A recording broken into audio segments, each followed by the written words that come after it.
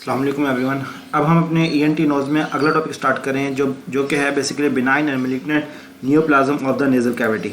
अब इसमें जो है आपको बेसिक डिफरेंस तो आपको ये पहले ही पता होगा, बिनाइन ट्यूमर क्या होता है और मैलिग्नेंट क्या होता है। बिनाइन जो बेसिकली हम कहेंगे मेटास्टाइज नहीं कर सकता या फिर जिसमें सेल एटीपिया कम होता है, मैलिग्नेंट में जिसमें सेल एटीपिया ज़्यादा होता है, मेटास्टाइज कर सकता है, लिम्फ नोड्स की इन्वॉल्वमेंट वगैरह कर सकता है। नेजल कैविटी इससे टॉपिक से रिलेटेड हमने पहले भी पढ़े हैं, benign and malignant tumours of the external nose. उसमें कुछ उससे कुछ रिलेटेड भी हैं, कुछ डिफरेंट भी हैं। स्टार्ट करते हैं बिनाइन नियोप्लाज्म। सबसे पहले आता है इसकी क्लासिफिकेशन। यहाँ से आपने टेबल पढ़ लेना है, जनरल क्लासिफिकेशन कि आपके पास हैं कौन कौन से। तो एक एक करके इसकी डिटेल पढ़ते हैं। सबसे पहले आता है स्क्वेमस पेपिलोमा। देखिए नाम से ही पता लग रहा है, स्क्वेमस मतलब ये है कि जो इसमें स्क्वेमस सेल्स होंगे उसका आपके पास ट्यूमर होगा, और पेपिलोमा मतलब आपका वार्ड सा पेयर होगा।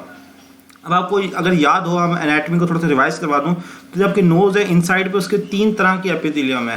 जो वेस्टिब्यूल है उसमें स्ट्रेटिफाइड स्क्वेमस केराटिनस एपिथेलियम जो बेसिकली स्किन की एपिथेलियम है। उसके बाद अपर 2/3 में हमारे पास जो है वो आपके पास सिलेटेड कोलमनर एपिथेलियम है जो आपके पास म्यूकोजा की है, और उससे ऊपर जो है हमारे पास जो थोड़ा सा पोर्शन जहाँ पे ओल्फैक्शन होती है वहाँ पे ओल्फैक्टरी म्यूकोजा है।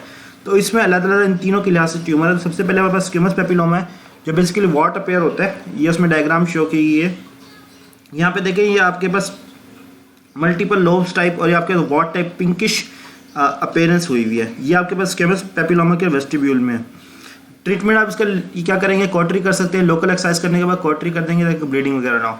अगला आता है inverted papilloma. Exam point of view से मोस्ट इंपॉर्टेंट पेपिलोमा, ये अक्सर रिपीट होता है पेपर में। इन्वर्टेड पेपिलोमा क्या, या फिर ट्रांजिशन सेल पेपिलोमा बोलते हैं, या रिंगर्स पेपिलोमा बोलते हैं, या श्नाइडेरियन पेपिलोमा। अब बेसिकली ये जो पेपिलोमा है ये नॉन ऑल्फैक्टरी म्यूकोजा का ऑफ नोज का है, जिसमें हमारे पास सिलेटेड कोलमनर एपिथेलियम आता है। अब इसमें इसकी खास बात है क्या, इसकी सिंपल खास बात यह है कि नॉर्मली ट्यूमर्स कैसे ग्रो करते हैं, बाहर की तरह एक स्वेलिंग होती है, लेकिन इसका जो हमारे पास ग्रोथ है ना वो स्टोमा के अंदर है, मतलब इनसाइड पे एक स्वेलिंग सी होगी, बाहर अपेयर नहीं होगी। तो इसके हम डिफाइन करें, hyperplastic papillomatous tissue grows into the stoma rather than exophytic manner. Exophytic कहते हैं बाहर की तरफ। अब इसका कॉज जो है वो जनरली अननोन होता है, लेकिन ये अफेक्ट करती है मोस्टली मेल को, और इसका आप डायग्नोस करने के लिए MRI CT वगैरह करवा सकते हैं। अब ट्रीटमेंट वही है कि इसमें हमारे पास है मीडियल मैक्सेक्टमी। उसमें क्या करते हैं, हम मीडियल वॉल ऑफ मैक्सिला है उसको रिमूव कर देते हैं along with the inferior and middle terminate. Remove करने के बाद इस मैस को रिमूव करते हैं। इसकी डायग्राम मैं आपको दिखा देता हूँ। ये देखें, ये है इन्वर्टेड पेपिलोमा की डायग्राम, और ये आपके पास CT में शो किया हुआ है इसी को। अगला हमारे पास है प्लियोमॉर्फिक एडिनोमा। देखिए एडिनोमा जो बेसिकली है ये अराइज करता है आपके पास ग्लैंड्स का ट्यूमर, नेजल सेप्टम भी कह सकते हैं, लेकिन ज़्यादातर ये ग्लैंड्स का होता है। इससे हमारे पास जो बेसिकली ये होगा वो स्लाइवरी ग्लैंड का ट्यूमर होगा या फिर उस म्यूकोजा का जो आपके पास इसको लाइन कर रही है उसके अंदर जो ग्लैंड्स है। ट्रीटमेंट इसका भी यही है कि आपके पास सर्जिकल एक्सचेंज कर सकते हैं। फिर श्वानोमा जो है बेसिकली श्वान सेल्स का ट्यूमर है। श्वान सेल्स अगर आपको थोड़ा सा रिवाइज करवाऊँ तो नर्व्स थी उसके हमारे पास जो कवरिंग है, पेरिफेरल कवरिंग होती है, वो श्वान सेल्स की होती है जो आपके पास इसकी प्रोटेक्शन वगैरह में और जो इसकी स्पीड में रोल करता है। अगर उसका ट्यूमर है तो हमारे पास श्वानोमा बोलेंगे इसे, और इसमें मेनली जो इन्वॉल्व होते हैं वो एथमॉइड मैक्सिलरी और स्फिनॉइड साइनस की हमारे पास नर्व्स इन्वॉल्व होती हैं। क्लिनिकली आपको राउंड फिल्म मैस मिलेगा जो येलोइश होगा, और इसका इफेक्ट क्या होगा, ये प्रेशर नेक्रोसिस वगैरह कर सकता है। डायग्नोसिस के लिए आप MRI CT वगैरह करवाएंगे, क्योंकि MRI सॉफ्ट टिश्यू के लिए होता है, और सर्जरी के वही आप सर्जिकल एक्सचेंज करेंगे। मेनिंजियोमा जो है मेनिंजिस का ट्यूमर होगा। ये आपके पास नोज में तभी प्रेजेंट होगा जब आपके पास इंट्राक्रैनियल आपके पास ओपनिंग होगी, और वो ओपनिंग होकर मेनिंजियल सील के साथ वो नीचे आएगी, तो वहाँ पे मेनिंजियोमा जो है वो इन्फेक्शन भी हो सकता है, किसी भी कॉज की वजह से उसकी इन्फेक्शन हो सकता है, उसके बाद ट्यूमर बन सकता है। उसका ट्रीटमेंट आप वही है न्यूरोसर्जिकल एक्सचेंज कर सकते हैं। हीमेंजियोमा बेसिकली आपको पता है ब्लड वेसल्स के ट्यूमर को बोलते हैं, बिनाइन ट्यूमर। इसमें दो तरह के हैं, कैपिलरी हीमेंजियोमा और cavernous हीमेंजियोमा। Capillary हीमेंजियोमा basically bleeding polyps कहते हैं, जबकि कैवर्नस जो है ये आपके पास लेटरल वॉल ऑफ नोज से आएगा। कैपिलरी मोस्टली हमारे पास मीडियल सेप्टम के एंटीरियर पार्ट आता है, क्योंकि वहाँ पे आपको पता है लिटल से एरिया बनता है जिससे किसर बैक प्लेक्सिस होता है, वहीं पे वेसल्स की आपके पास ट्यूमर होता है, अगर ब्लीडिंग भी हो सकती है। स्मूथ मैस के तौर पर प्रेजेंट होगा और इसको आप लोकल डिसीजन से कट ऑफ कर सकते हैं, जबकि कैवर्नस हीमेंजियोमा जो है ये आपके पास लेटरल वॉल से मोस्टली अराइज कर सकता है, और इसमें हमारे पास कैवर्नस साइनस में इन्वॉल्व हो सकता है। मैं आपको डायग्राम दिखा देता हूँ इसकी। अब देखें यहाँ पे ये जो है ये आपके पास है हीमेंजियोमा, कैपिलरी हीमेंजियोमा जो मीडियल सेप्टम से हो रहा है। अब हम देखते हैं नेक्स्ट टॉपिक जो हमारे पास है कॉन्ड्रोमा। कॉन्ड्रोमा नाम से पता लग रहा है ये हमारे पास कॉन्ड्रोसाइट्स का बेनाइन ट्यूमर होगा। इसका अराइज कहाँ से करेगा, जहाँ पे आपके पास कॉन्ड्रोसाइट्स हैं, मतलब कार्टिलेज है जो आपके पास नेजल सेप्टम हो सकता है या फिर लेटरल वॉल ऑफ नोज में अपर लेटरल कार्टिलेज है, लोअर लेटरल कार्टिलेज है, एलर कार्टिलेज है। मोस्टली ये आपके पास मीडियल सेप्टम से जो सेप्टल कार्टिलेज वाला पार्ट है वहाँ से या फिर लेटरल वॉल से अराइज करता है। ट्रीटमेंट इसका भी सर्जिकल एक्सिजन ही है। एंजियोफाइब्रोमा, इसको जुवेनाइल एंजियोफाइब्रोमा भी कहते हैं। ये नेजोफेरिंक्स में मोस्टली प्रेजेंट करता है, लेकिन ये अराइज कहाँ से करता है, posterior part of nasal cavity, इसलिए यहाँ पे ये बताया गया। फिर आता है पेपर पॉइंट ऑफ व्यू से, एग्जाम पॉइंट ऑफ व्यू से एंजियोफाइब्रोमा भी इंपॉर्टेंट है कि ये मैस लाई कर रहा होता है जो हमारे पास गर्दन में, नेजोफेरिंक्स में हमारे पास एक मैस सा मिल रहा होता है जो पोलीपॉइड मैस होता है, इसमें फाइब्रस टिश्यू होता है और आपके पास ग्लैंड्स भी इन्वॉल्व होते हैं। तो ये इसकी थोड़ी सी डिटेल है, आगे भी हम पढ़ेंगे इसे। फिर आता है हमारे इंट्रानेजल मेनिंजोइनकेफेलोसील। ये हमने बेसिकली पहले ही पढ़ा था कि आपके पास मेनिंजोइनकेफेलोसील या फिर इनकेफेलोसील क्या होता है कि आपके पास ओपनिंग क्रिएट हो गई है स्कल में, उसकी वजह से जो ब्रेन और उसके बाद मेनिंजेस है वो हर्निएट होकर नोज में आ गई हैं, तो उसकी वजह से उसका ट्यूमर हो गया। इसका नाम होता है इंट्रानेजल मेनिंजोइनकेफेलोसील। ग्लायोमा ये है कि अगर वो मैस सेपरेट हो जाए और सिर्फ एक छोटी सी आपके पास एक मैस प्रेजेंट हो, बाकी जो कंटिन्यूएशन है ब्रेन की मेनिंजेस की वो खत्म हो जाए, सिर्फ एक मैस रह गया है जो आया हमारे पास हर्निएट होकर ऊपर से था, लेकिन अब उसकी कंटिन्यूएशन खत्म हो गया बिटवीन ब्रेन एंड उस मैस के दरमियान, तो वो जो मैस से खाली होता है उसे ग्लायोमास बोलते हैं।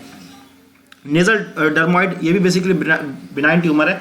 ये हमारे पास एक सिस्ट की शक्ल में प्रेजेंट होता है डर्मिस के बिलो। अब इसकी फर्दर 4 क्लासिफिकेशन है, हमने पहले ही पढ़ी थी। अगर सिर्फ स्किन के नीचे होगा इसे हम डर्माइड बोलेंगे, फिर ये बोन के नीचे भी हो सकता है, कैविटी में हो सकता है, और ऊपर की तरफ चले जाएँ तो एक्स्ट्रा ड्यूरल हो सकता है हमारे पास, फिर हमारे पास इंट्राक्रेनियल भी हो सकता है। तो जहाँ तक लाई करेगा, अगर ये ऊपर सिस्ट बन के जाएगा तो इसकी बाहर ओपनिंग स्किन पे होगी, नेजल कैविटी के बाहर होगी, आपके पास एक्सटर्नल नोज के बाहर होती है, तो इसको हम कहते हैं cyst with the opening at the outside. Malignant में हमारे पास कार्सिनोमा ऑफ नेजल कैविटी है।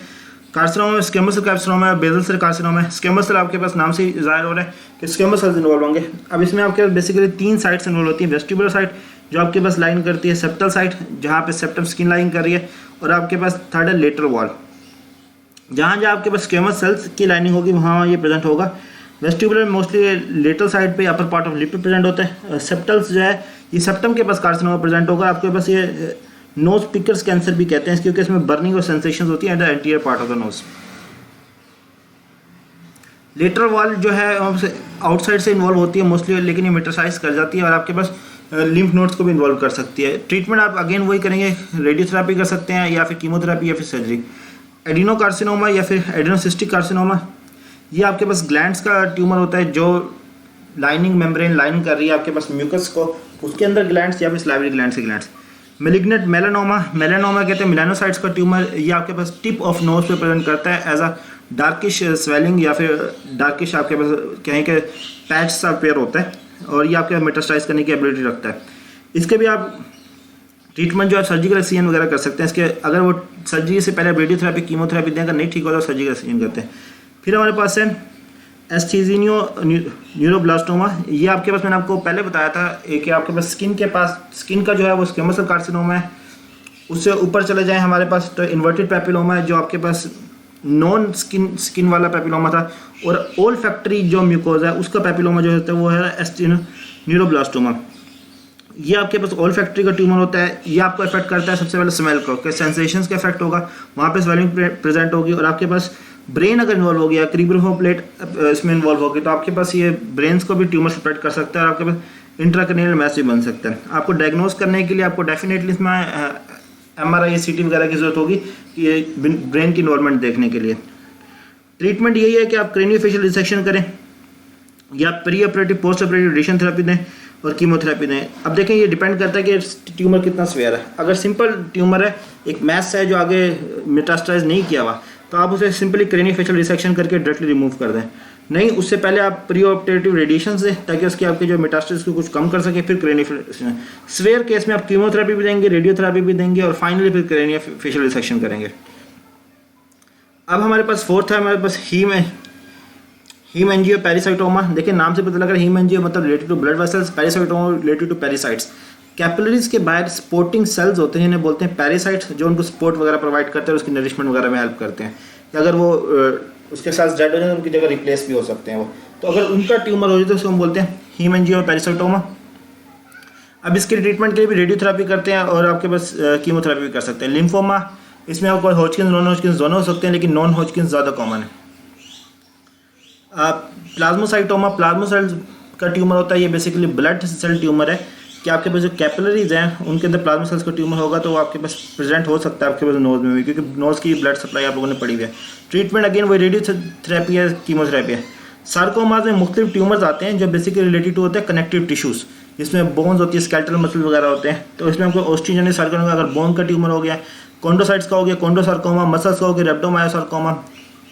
ये देखिए रेप्टोमायोसार्कोमा जो मसल्स का ट्यूमर नोज पे शो किया हुआ है। और इसके अलावा डिफरेंट ट्यूमर्स हैं। तो इस पूरे चैप्टर में जो इंपॉर्टेंट टॉपिक है जो पास्ट में रिपीट हुआ है, एक तो इन्वर्टेड पेपिलोमा है और इसके अलावा एंजियोफाइब्रोमा, जिसे जुवेनाइल नेज़ोफेरिंजियल एंजियोफाइब्रोमा भी बोलते हैं। आई होप सो आप ये टॉपिक समझ आ गया होगा। कोई क्वेश्चन हो आप कमेंट सेक्शन में पूछ सकते हैं और इस टॉपिक से रिलेटेड मैं क्वेश्चन आपको कमेंट सेक्शन में पोस्ट कर दूंगा। आपको अगर ये टॉपिक समझ आए तो ज़रूर आंसर करें। Thank you so much.